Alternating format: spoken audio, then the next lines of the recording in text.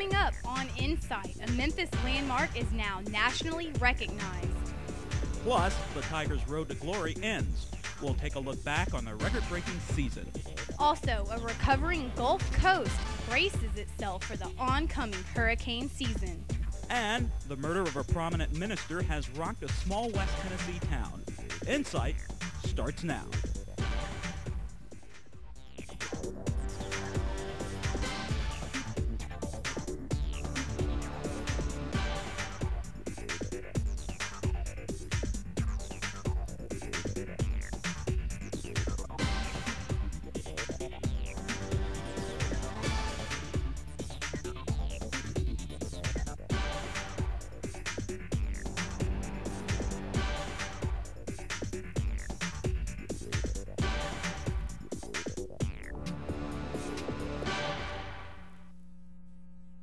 Thanks for joining us. I'm Lydia Ballou. And I'm LaShawn Fossett. Topping our news this week, a McNairy County minister is found dead by congregation members, and his wife's arrest and confession makes her the prime suspect. John Lornick has more on a murder that has rocked the West Tennessee church community. Church congregation in Tennessee. According to agents of the Alabama Bureau of Investigation, Mary Winkler has confessed to the murder of her husband, Matthew Winkler, shooting him on March 22, 2006, leaving Selmer with their 3 daughters. Mary Winkler will be charged with first-degree murder. First-degree murder is premeditated. The motive for the crime remains a mystery. Shocked friends say Mary Winkler was always at her husband's side. She was, you would think, the perfect mother, the perfect wife. She brought her children to school every day. Churchgoers found Reverend Winkler dead Wednesday night after he failed to show up for a weekly service. The popular minister and father of 3 had been shot twice in the back. Police issued an Amber Alert for his wife and daughters. Thursday night, an Alabama officer spotted the family's minivan. She was on the beach highway.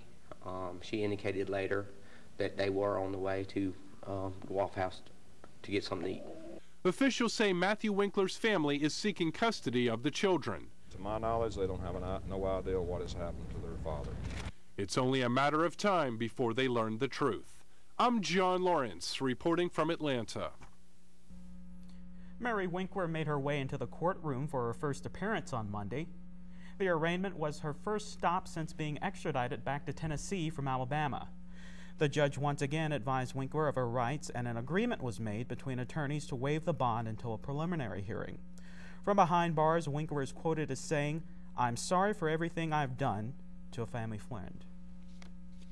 Bizarre is the word Memphis police are using to describe a double murder case that ended this week with the death of their only suspect. Police say Larry Mosley would have charged with the murdering James and Stephanie Smith if Larry's father had not killed him before turning the gun on himself. Police say they found James and Stephanie's bodies in the attic of a duplex wrapped in plastic and buried under sheetrock. Police think money could have been a possible motive for the murders. Stephanie made a large withdrawal from the bank shortly before the couple was killed. Well, it's the day when everything goes wrong, and when you call 911, no one answers. That's a case for thousands of Chattanooga residents. Tanya Mendez explains why. Calls came through to the Chattanooga Police Department communications personnel, but the majority did not get answered. Chief Steve Parks says Monday's flurry of 22 unanswered 911 phone calls is unacceptable. Many of those calls came from this house on Club Road. I mean, they said you have emergency dial 911, but I mean, I don't understand. I mean, what were they doing? When the Hunter's Kitchen caught fire, they spent 8 agonizing minutes trying to reach 911 to no avail. But this is not the first time we've seen this happen. 5 months ago, Johnny Johnson's Glenwood home caught fire. I ran, grabbed my phone, tried to call 911, and it was busy, or I couldn't get nobody. It was about 12 minutes or 15 minutes, 45 for me, got it. 3 months before that, a kitchen fire erupted on 12th Street. Again, 911 isn't there. I called 911 after I seen it was a small fire. It took them 15, 20 minutes before they answered the phone. And the lady told me, I said, where y'all been? She said they was busy. We found examples dating back to 1998 when there was no one on the other end of a frantic 911 phone call. Chattanooga Police Department, help you? Chief Parks calls what happened Monday a failure of the department. And as history shows us, it's not an isolated one. This was predictable and should have been predictable. And ultimately, that's my fault to see that that's not going to happen again. On the political front, one of the president's top men has resigned from his post. Andrew Card, the White House chief of staff, is shown here leaning over to tell the president of the September 11th attacks. Card resigned over the past weekend amid discussions of bringing new blood into the Bush administration. According to senior administration officials, Budget Director Josh Bolden is expected to fill the job. And more political controversy has come to light in Memphis's disputed District 29 voting. Radio talk show host Jennings Bernard may be facing a criminal charge after voting illegally in the District 29 election. Election officials say there may be more than 40 votes from people who didn't live in District 29. The state elections coordinator says he expects more similar incidents because the Tennessee residency law is too vague. In national news, protesters have gathered in cities all over the U.S. protesting legislation involving immigration into the states. A House bill calling for the construction of a 700-mile security fence along the U.S.-Mexican border is what demonstrators are so upset about. The bill also would make it illegal for immigrants to come into the United States. This continues as the Senate Judiciary Committee passed a bill earlier in the week creating a guest worker program, which gives more rights to those who have been here working for a reputable employer in the states. The U.S. isn't the only country dealing with opposition. Strikes are underway across France as students and labor unions protest the government's new youth employment law. Thousands of police are in place trying to prevent riots, but demonstrators across the country are causing a commotion. Students are furious about the new law, which lets employers fire workers under the age of 26 without giving a reason in their first 2 years of employment. So far, disruptions have affected rail, bus, and air transport. We're only 2 months away from the start of another hurricane season, and that's not welcome news for a struggling Gulf Coast. With months of rebuilding and construction looming over the heads of residents, many are wondering if this year will be as bad as the last. Bob Marciano takes a look at the hurricane predictions for this year. With spring now officially here, hurricane season is coming fast. The images of Dennis slamming into Florida, Katrina devastating the Gulf Coast, followed by Hurricanes Rita and Wilma, are all too vivid. And there are good reasons, experts say, that this year could be worse. Dr. William Gray has been studying hurricanes for 50 years. Every year, he predicts how many hurricanes will form in the Atlantic.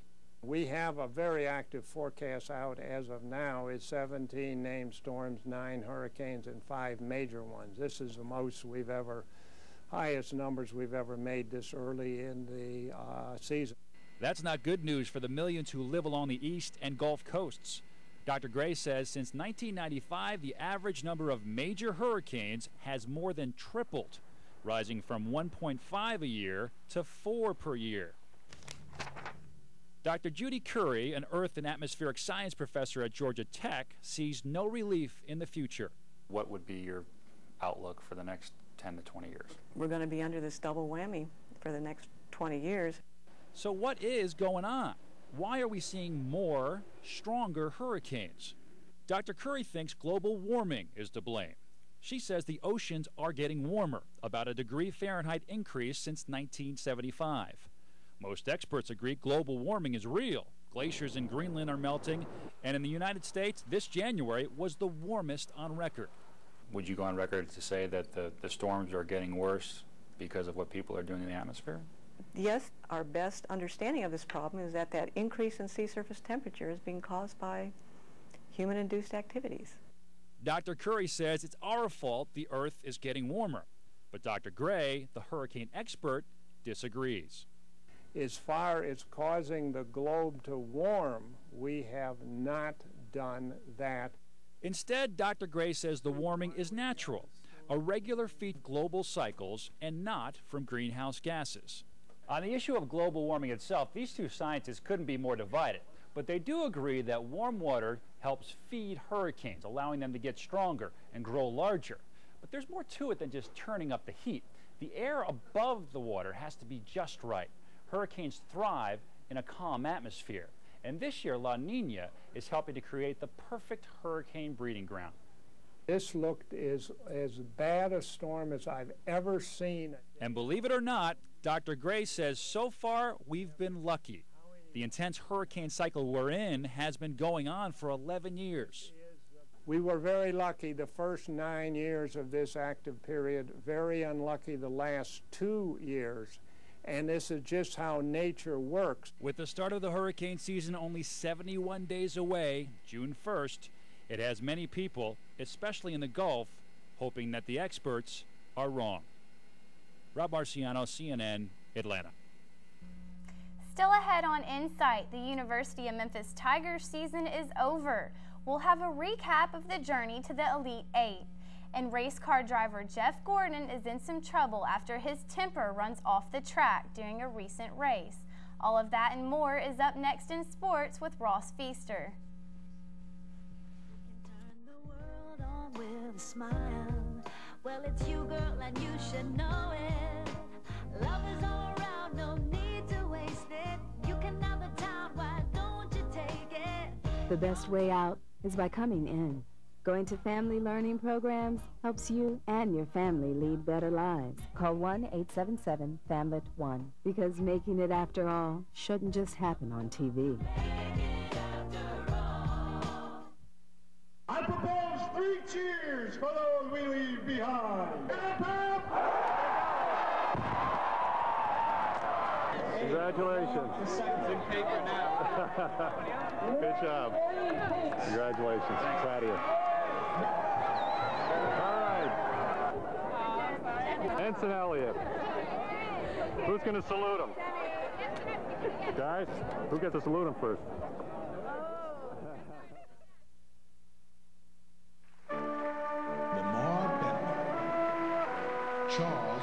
When Charles Bennett graduated from high school, he dreamed of returning to his old neighborhood as a teacher. But without the money for college, only half his dream came true. He's back in the old neighborhood. Please support the United Negro College Fund, because a mind is a terrible thing to waste.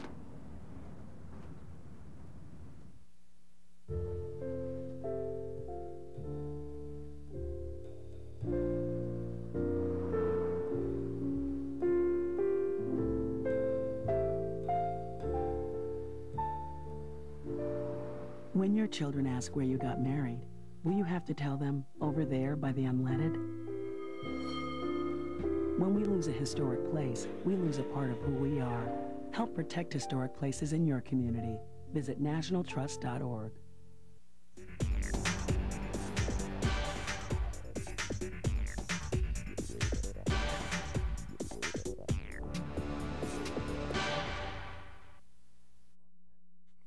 Welcome back to Insight. I'm Ross Feaster, and if you're craving sports, I got your fix. Topping our sports news, the Memphis Tiger basketball team made history this year with a record 33 wins and 4 losses. Now, many sportscasters attribute their winning schedule to playing in a weak conference, but anyone here in Memphis knows different. Our own Joe Hiskey takes us on a look back at this historic season. The real Conference USA would be a Conference Tigers. But to everyone's surprise, not. Yeah, I guess all the teams are getting anxious, and everybody wants to beat us. We had a mark on our back. We have the bullseye. Every team wants to beat us, so they're coming out as if they want to beat us. They got scholarship players, too, and they're playing out of their minds because they're thinking they're going to get, and all of a sudden they hang around and they're like, oh, my gosh, we got a game here. But, you know, we need to play better. We need to be more aggressive. We need to be more. For the most part of the season, the Tigers be 5 team in their conference. More motivation to beat them. Bowl championship game, they shoot good, they throw hooks, they do everything perfect, and they play hard from the start to finish. With such a weak conference schedule this year, the main question has been whether or not the Tigers are going to show up. So what exactly saves them through all these victories? To be so young, we kind of poised, you know. We don't never get nervous. We done been down at 5 at halftime. We done been down 7 at halftime. We just come out, we keep our heads on and just play hard. So despite all the tough criticism, play hard is what they have done. And so far, they have been well rewarded for it. Where we are at this point and where some other teams are, I think there's about 305 teams that wouldn't mind switching places with us. Joe Hiskey, Downtown Insight. NASCAR racer Jeff Gordon finds himself in a bit of trouble after uncharacteristically shoving fellow driver Matt Kenseth. Gordon was fined $10,000 and put on probation after a scuffle at the Bristol Motor Speedway. While racing, Kenseth bumped Gordon from 3rd to 21st place, and Gordon was not happy. This is the first time in his 14-year career that Jeff Gordon has ever been in trouble. And tragedy strikes the Indy Racing League during the Toyota 300. Ed Carpenter's car spun out of control and into the path of Paul Dana, who struck it at full speed. Paramedics on hand pulled both men out of their cars and sent them to a nearby hospital. Ed Carpenter survived the crash, but Paul Dana died 2 hours later. And now let's see what's going on in the world of golf. Something very rare happened at the Players' Championship. About a decade ago, Fred Couples scored a hole-in-one at the tournament, and in a repeat performance years later, he scores another ace. Unfortunately, Couples ended the day at 3 over par, landing in 35th place. Singh were course favorites, but it was Stephen Ames who ultimately pulled out the win. Ames ended the tournament at 14 under. You know, I got my first hole-in-one the other day, believe it or not. Wow. Yeah, and the nice people at Putt Putt were happy to give me a free game. Oh, boy. All right. Coming up next on Insight, a 20-year tradition is getting off Memphis. Will Carter speaks with organizers of the Africa in April celebration and has more on this cultural event for the whole family. That's next in this week's Campus Spotlight segment. Stay with us. Friend. Make fun. Wait, Fun. Trouble. Make a point. Make it happen. Make believe. Like good. Do. Make new. Make No. clear. Make up your mind. Make peace. Make inroads. Right. Reference. Make change. Make change. Make hate. Make something. Make a stand. Make art. Make a difference. Make a difference. Make noise.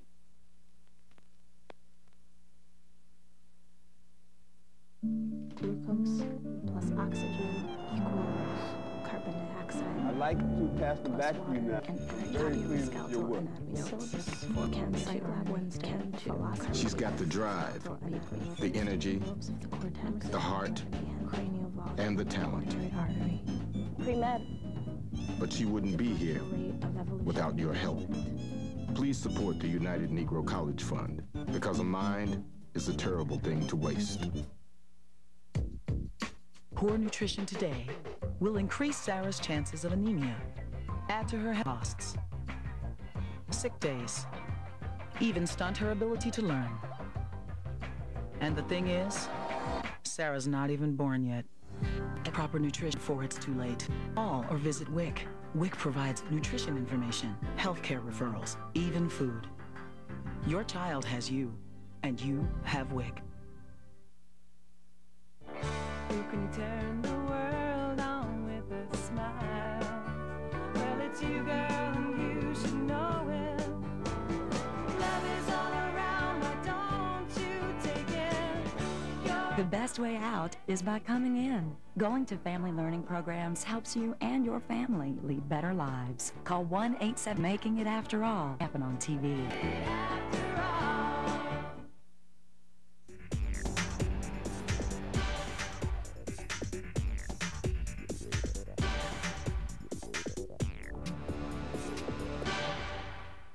Hello and welcome to this week's edition of the Campus Spotlight. I'm Will Carter.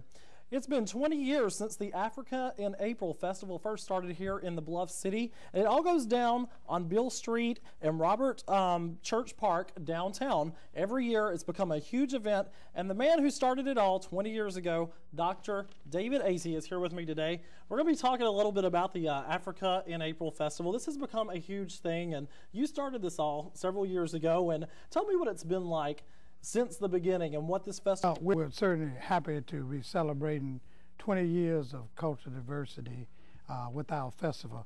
It's been some good times and bad times, but we really started 1986 with about 5 people with an idea, and we wanted to bring some cultural diversity and some cultural awareness to Africa and the great things in Africa. So from that humble beginning, no money, no budget, just an idea, we have moved from that humble beginning to a budget of over $100,000, and we attract over 40,000 to 4 days in April, our 20th anniversary. 40,000 people, that's a lot of people coming into the area to celebrate this. And you know, the cool thing is that you guys focus on a different country every year. This year, it's Sierra Leone. And there's some ties with that into some things that have been going on in America, specifically Amistad and things of that. Touch a little bit about why you guys chose that specific country this year and why it's the country picked. Okay, we chose Sierra Leone because of the Amistad incident, and it's more than about slavery. It's about freedom. It's about the good human spirit of the outcome of the incident, the Amistad. And one of my colleagues here, Ms. Barbara Cook Overton, has traveled to Sierra Leone, and we're going to work with her film festival, and she's going to work with us. And we just want to use that country to spotlight our 20th year, because it's about freedom, black, white, and justice, all rolled into one. And it's appropriate for our 20th year. And I think that's very important that you know that there is no boundaries. The walls have all been broken down, and this is a cultural event for everybody of every race and every gender. They come out every year just to have fun, and there's a lot of stuff that they can do downtown. Tell me a little bit about some of the events and the things that you guys do down there. Yeah, well, the event downtown, which is April the 21st, 2nd, and 3rd, we have a vendors marketplace. We have vendors from all over the country and all over Africa, that bring different wares and goods and services, arts and crafts, as well as music. Our music all day, reggae, jazz, blues, gospel rap, storytelling, you name it, we have it. And we have food vendors also. So there's a variety of foods will be there for your enjoyment, as well as children's games and just a general good cultural atmosphere for family and friends.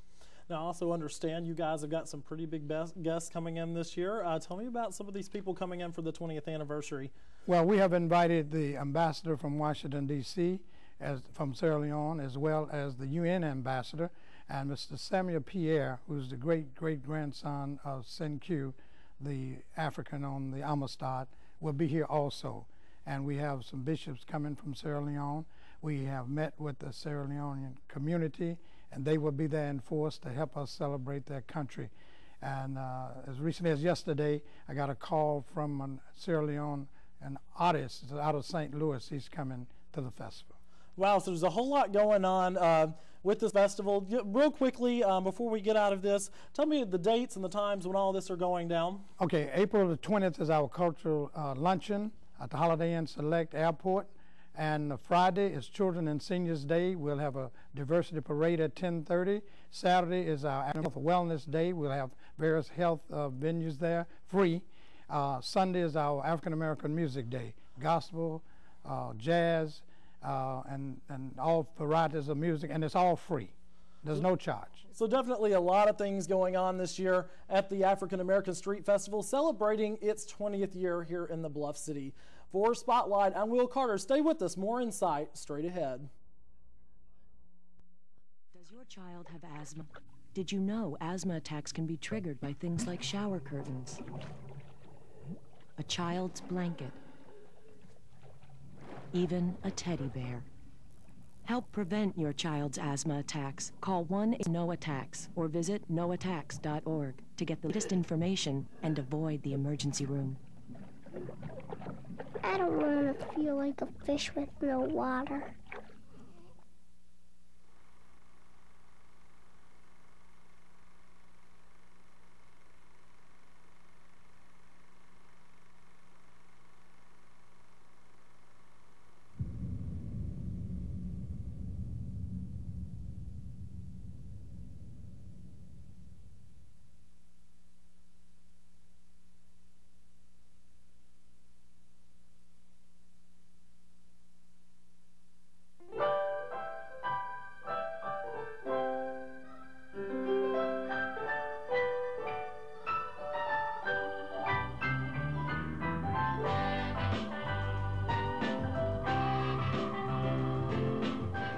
No one looks back fondly on the years they spent in a parking garage. When we lose a historic place, we lose who we are. Help protect historic places in your community. Visit nationaltrust.org.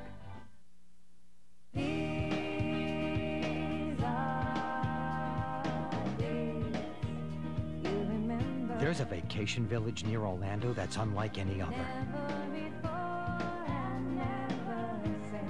It's called Give Kids the World. It brings a week of joy to children with life-threatening illnesses, and it's added for their families. Call Give Kids the World or log on, and please, help give them a time to remember.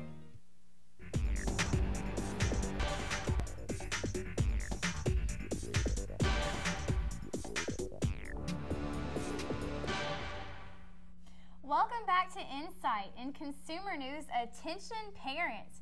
Radio Shack is recalling a toy your child could have lying around your home.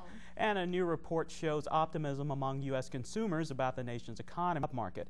Dave Kishner has the week's consumer report.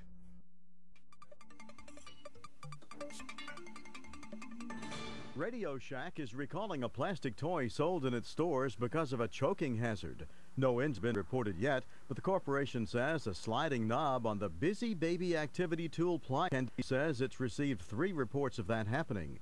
In 2 instances, the piece came off while a child was mouthing the plastic. The Busy Baby pliers feature music and flashing lights.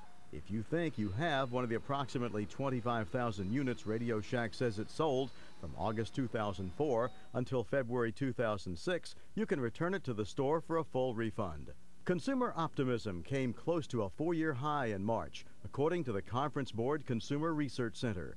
The board reported its consumer index rose 4.5 points to 107.2, higher than analysts had predicted.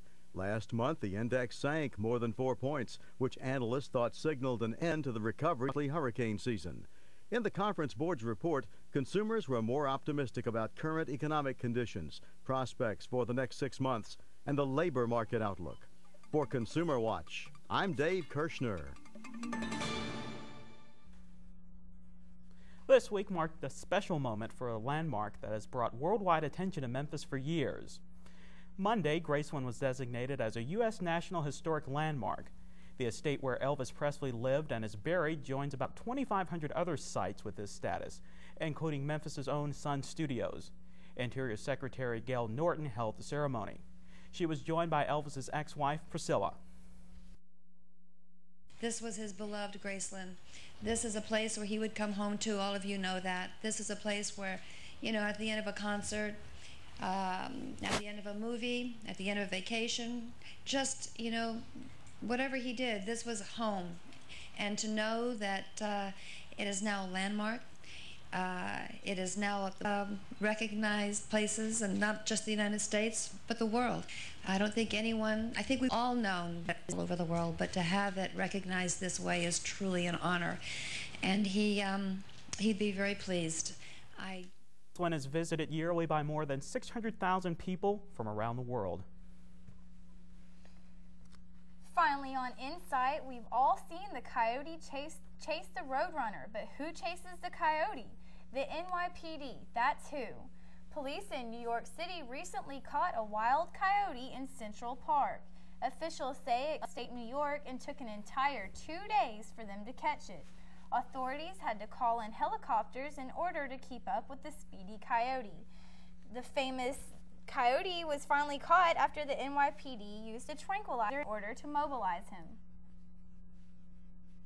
Well, that does it for this week's edition of Insight. I'm LaShawn Fossett. And I'm Lydia Ballou, alongside Ross Feaster with sports. Have a great week.